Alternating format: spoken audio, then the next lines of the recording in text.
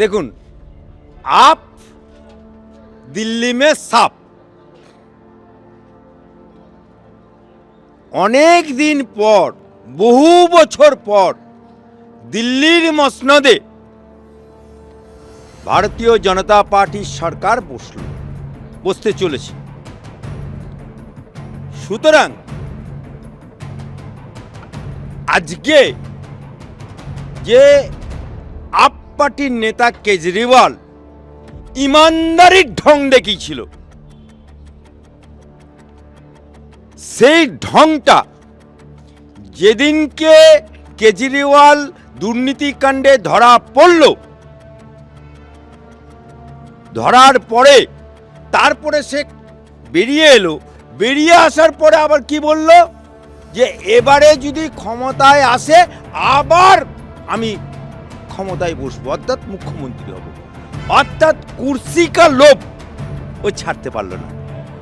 যাবার সময়, জেলে যাবার সময় বউকে বসিয়ে গেল। অর্থাৎ পরিবারতান্ত্রিক, যেটা মানুষ বিশ্বাস করতে পারে।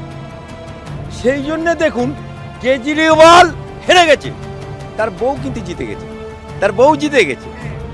এবং সব থেকে আশ্চর্য ঘটনা, যে মোদি কা সবকা সাথ, সবকা বিকাশ, সবকা বিশ্বাস, এ তত্ত্ব দিল্লির মুসলমানদেরকে বুঝতে আজকে 25-26 বছর লেগে গেল। সেই বোঝার পরে এই প্রথম মুসলমান কেন্দ্রগুলোতে মুসলমানরা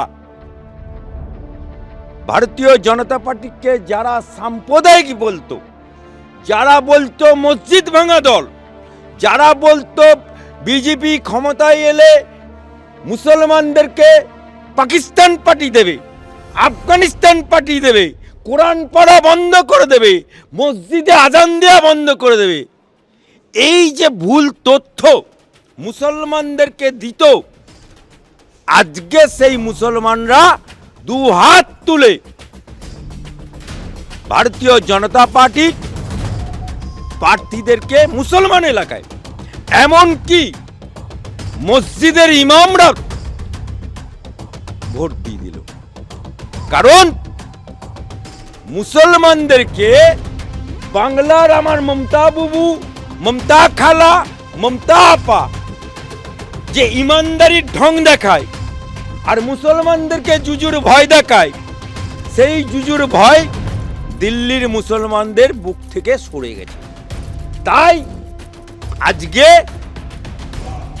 গতবারে 60-এর ওপরে আপ আদমি পার্টি আপ পেয়েছিল, আর এবারে 22-এই এখন আটকে গেছে। আর বিজেপি গতবারে 8টা পেয়েছিল, আজকে বিজেপি ক্ষমতায় বসতে চলেছে, 48-49-এর কাছাকাছি চলে গেছে। সুতরাং মুসলমানরা যখন দুহাত তুলে ভোট দিতে শুরু করে দিল ভারতীয় জনতা পার্টিকে, এবং এর নেতৃত্বে 3 মাস আগেও ভাবেনি যে ভারতীয় জনতা পার্টি দিল্লিতে ক্ষমতায় আসবে। আবহাওয়াবিদরাও বলতে পারেনি, মানে রাজনৈতিক আবহাওয়াবিদরা বলতে, তারাও বলতে পারেনি। কিন্তু 3 মাসের মধ্যে আলাউদ্দিন আশ্চর্য প্রদীপের মতো ওখানে বিজেপির কার্যকর্তারা, সঞ্জয় যোশী, সংঘ পরিবার থেকে যাওয়া সঞ্জয় যোশীর মতো নেতৃত্বরা আন্ডারগ্রাউন্ডে এবং মুসলমান এলাকায় মুসলমানদেরকে যে ভুল বোঝানো হচ্ছে সেইটা পরিষ্কার করতে পেরেছিল। তাই আজকে দিল্লি যে হলো, এটা ট্রেলার হলো, পিকচার আবি বাকি হয়, পিকচার হবে আমার বাংলাতে। আরে সংঘ পরিবারের বিজেপির এজেন্ডা কি? কংগ্রেস মুক্ত ভারত, আঞ্চলিক দল মুক্ত ভারত এবং পরিবারতান্ত্রিক মুক্ত দল ভারত। তা কংগ্রেস তো পরিবারতান্ত্রিক, কংগ্রেস মুক্ত ভারত আজকে হতে শুরু করে দিয়েছে। বাংলাতেও পরিবারতান্ত্রিক দল চলছে বকলমে, কারণ এখানেও একটা মমতা ব্যানার্জি আর অভিষেক ব্যানার্জি, এই দুটো পোস্ট, বাকি তো সব ল্যাম্প পোস্ট। তাই এই ল্যাম্প পোস্টগুলো ওখানেও যেমন কেজরিওয়ালের পত্নী, দুটো পোস্ট, বাকি সব ল্যাম্প পোস্ট ছিল।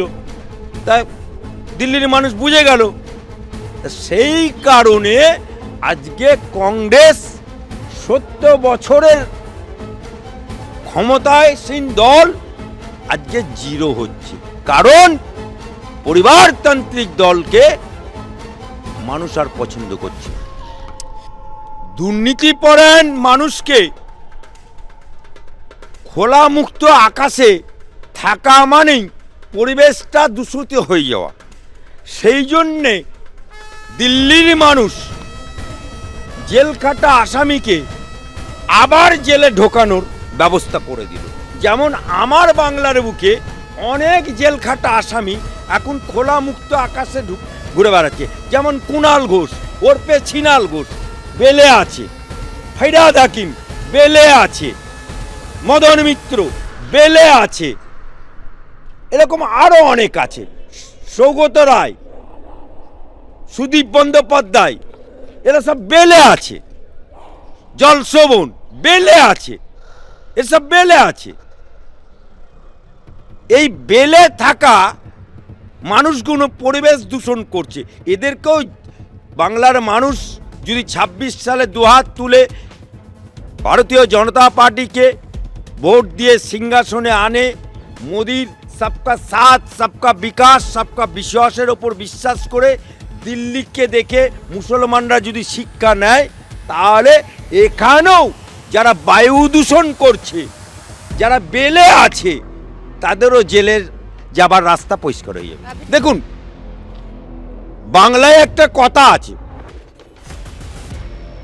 সেটা হচ্ছে বলে শনির দশা চলছে। তা মমতা ব্যানার্জির সরকারেরও শনির দশা চলছে, চারদিকে শনির দশা, অভয়াকাণ্ড শনির দশা, নিজের দলের লোক কাউন্সিলর খুন, নিজের দলের লোকেদের শুভ জন্মদিনে মোচমানে পেটাপিটি, অর্থাৎ ভাঙড়ে আরাবুল ভার্সেস শওকত মোল্লা, তারপরে বিল্ডিং হেলে পড়ছে, অভয়াকাণ্ডে ফাঁসি চাই বলে চিৎকার করে আমার হাইকোর্ট এলো, থাপ্পড় খেয়ে বলল ফাঁসি নেই হোগা। কারণ সঞ্জয় যদি বেঁচে থাকে তাহলে অনেক দাদা দিদি উনি খোদ মুখ্যমন্ত্রী চলে যাবে, কারণ উনিই তো বলেছিলেন আমি রাত 2টা পর্যন্ত জেগেছিলাম। জেগে তুমি কি করেছিলে? প্রমাণ লোপাট করেছিলে। তাই শনির দশা যেদিকে যায় তার সব বোনাস হয়। তাই মমতা ব্যানার্জির ঘরে শনি ঢুকে গেছে, উনি এখন আপকে সমর্থন করেছে, শনির দশা পড়ে গেছে, শনির দৃষ্টি পড়ে গেছে, আপ ভোগে চলে গেল।